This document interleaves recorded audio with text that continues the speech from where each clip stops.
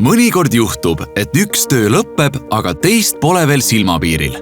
Kuidas ja kuhu edasi? Kuniks mõte selgineb, on õige aeg end töötuna arvele võtta ja hüvitist taotleda. Aga kuidas see täpselt käib? Kas peab tingimata töötukassasse kohale minema? Kui suur on hüvitis? Millal ma seda saama hakkan?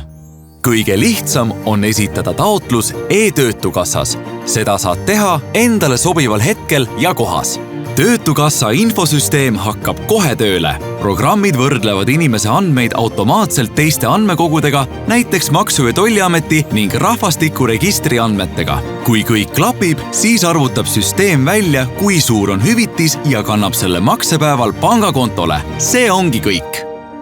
Asjaajamine e-töötukassas hoiab su aega kokku kohe mitu tundi.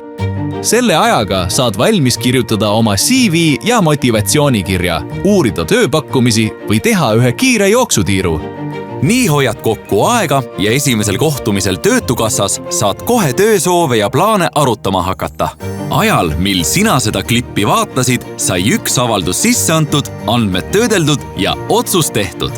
Hüvitis jõuab taotleja pangakontole juba järgmisel maksepäeval. Kasuta Töötukassa e-teenuseid.